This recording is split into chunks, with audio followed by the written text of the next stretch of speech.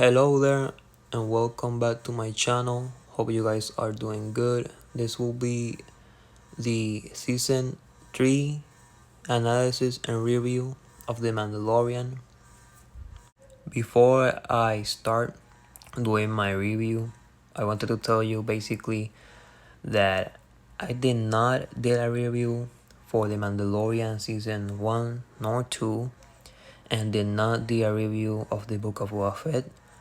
But I started this review with the Obi-Wan Kenobi season 1, then with Andor season 1. But I still honestly wanted to do this review of The Mandalorian season 3 because I feel like I had to. And no further ado, let's get started. So, The Mandalorian season 3. Most people are divided, some like it, some hate it, some are just meh.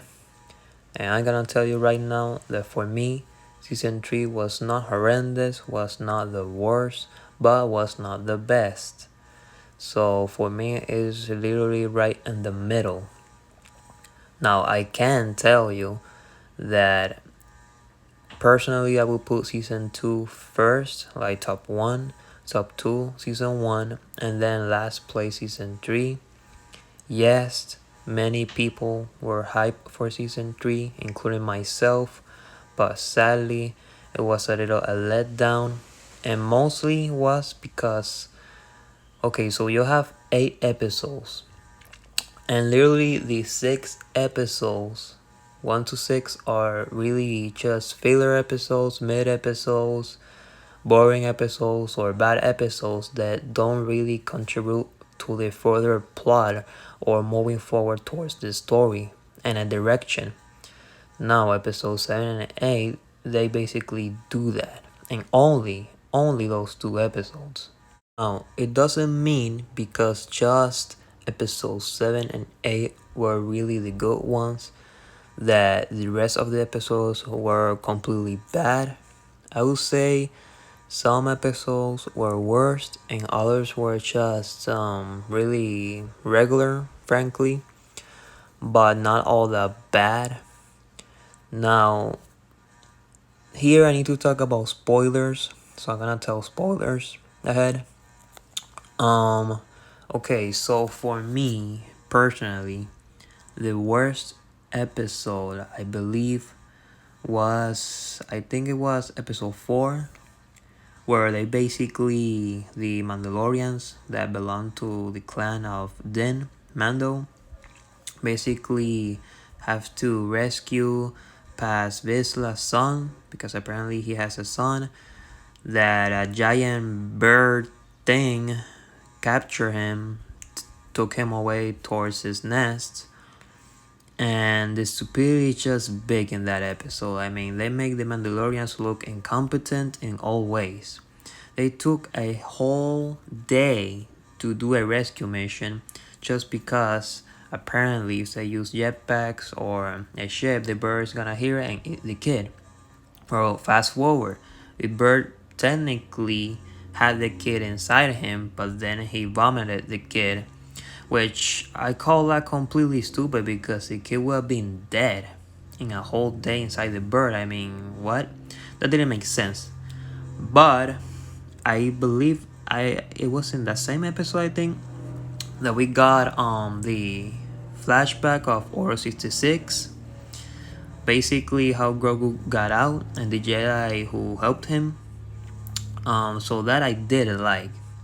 So we got like episodes that have bad stuff in them, but at least something good, or mostly just not that interesting. But for me, that episode was the worst in the fact that they made the Mandalorians really incompetent towards trying to achieve that. They were an episode in which they fought the pirates. That was okay, but not really that great, since the part that I didn't like was that they made, again, the Mandalorians kinda incompetent, because there was a scene where they were in the ground and the pirates apparently had them cornered and pinned down, and I'm like, okay, so use the jetpacks. They do not use the jetpacks for whatever reason. And that factor ends later because people say, oh, well, they don't have no fuel. But they barely didn't use the jetpack, so that doesn't really make sense there. Another part is that, and again, I'm really telling like the good and the bad here, so it's a little of both combinations. So here is a mix here because, well, I did wanted to see the New Republic, how they operate and do stuff, but yes, I got to see that, but at the same time, I don't know, they made the New Republic really incompetent. And let me explain further. So basically, the New Republic is unable to help with the pirate problem because they do not have military resources. And it gets worse because they don't even have resources to help their own people of their own systems, the planets that are under the Republic control. So honestly, that's a whole new level of incompetence. I mean, you got the rebels that defeated the Empire, let's do the Republic again, and then they're the Republic again, but they do not really get anything done. So yeah, they just really made the New Republic really incompetent. Episode 6, I believe that a lot of people didn't like because there was Lethal and Blackjack. I could agree that episode was really unnecessary. I mean, the whole point of that episode was so that the Mando and Bo-Katan could talk to her other Mandalorian colleagues to join her and taking back Mandalore. And that was basically it. But they literally had to do a whole side plot, a whole side mission that was really not necessary and took all the episode main goal time. So it was really completely unnecessary. The only good thing that I like about that episode was the last part when Bo-Katan fights the dude for leadership. That and seeing the droids again, but that was the only thing. The rest was just really unnecessary. Now getting to the good stuff, the really good stuff, episode 7 and 8. Those two episodes were the best episodes. I would say the episodes that not saved the season, but it did made it better for me by far. So basically we start off episode 7 where Moff Gideon, we see him finally for the first time in season 3, and he's basically talking with the Shadow Council that they're remnants from the Empire. They mention Thrawn, they mention their future or proximate plans and schemes. Basically, Moff Gideon is interested in being the new face of the Empire, the new Emperor, and he requests more backup and more Praetorian guards since he knows that the Mandalorians are coming to Mandalore. And spoilers, he has a secret base in Mandalore, but he's in there because he's basically using the best car resources towards his stormtrooper jetpack troops. Obviously, the best car is a strong armor, so it's a good resource in Star Wars. So yeah. Then basically all the Mandalorians are united. They're ready to take back Mandalore. They get ambushed by those special troops that are Gideon's forces. And the Mandalorians defeat those troops, but then they get ambushed, and basically they escape, but Paz Vizsla kills a lot of them and dies by the 3 Praetorian guards. And end of episode 7. Now we get episode 8, in which basically they have captured the Mando then, but he breaks off pretty quickly, so it was really easy with the help of Grogu. It wasn't really that hard. Then basically all the Mandalorians regroup. The ones in air basically go in ground and all join forces for this final battle and taking back Mandalore. Bo-Katan then fights Moff Gideon with Grogu and Mando, and then Moff Gideon apparently dies. And basically, yeah. Now, honestly, the episode was good.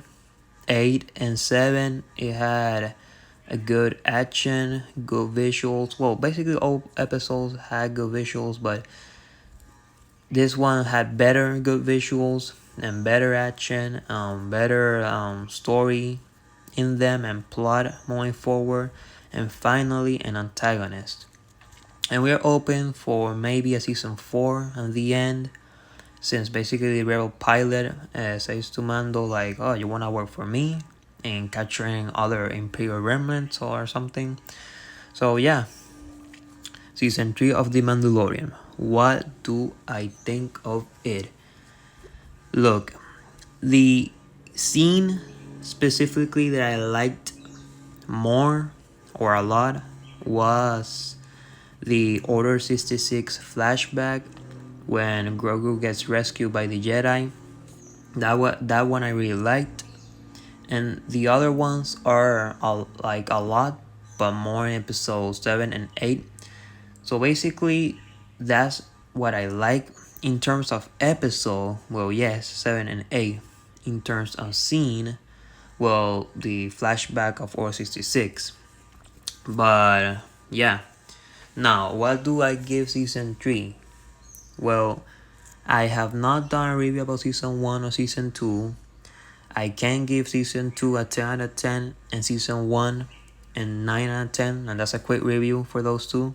Now season 3, honestly, I will give it a 7 out of 10 score, but I give it that score because personally I feel like it lacked a lot of things. It lacked story, it lacked plot, it lacked direction. Many times made the Mandalorians look stupid. Many times made Din Mando look stupid, so that Bo-Katan had her moment to shine. And honestly, I think that was really unnecessary because this is the Mandalorian show and it's more focused, or supposed to be focused, on Mando, and he's supposed to be the badass and the good fighter and everything. But yeah, and honestly, I will say the main problem that you had in this season is, I don't know if you guys remember that in Book of Boba Fett they had like 3 or 2 episodes that were basically Mandalorian episodes, in which Grogu was training with Luke and Mando was doing his own thing, and then Grogu goes back to Mando, and I feel like those episodes should have been in season 3 and not in the Book of Boba Fett. So I feel like that affected season 3 in its performance, and especially in the first episodes by far. That, and honestly, I will feel like the direction they was going towards, because again, this season I feel like Dan Mando got not really much to do, and even Grogu didn't even do much. Like in this season, it was more about Bo-Katan. Don't get me wrong, I like Bo-Katan, but like we got a lot of her and really not a lot of Mando and Din and Grogu. So honestly, I feel like season 3 should have been better than all of the rest of seasons, but it wasn't because of lack of preparation, direction, story, plot, and even writing. But writing is more specifically to those 1 to 6 episodes that weren't really good. Like the really good ones that I could say, okay, 9 out of 10, 10 out of 10 were 7 and 8. Only those two. The other ones, again, were just filler, mid, boring, bad, and all around just a mess.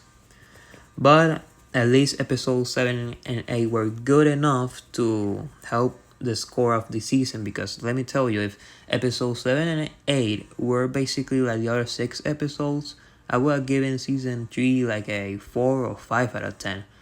But thanks to episode 7 and 8, I give season 3 a 7 out of 10 score. Now, do you agree or disagree with me? Leave comments below. Thanks for watching this review and see you on the next one. Take care.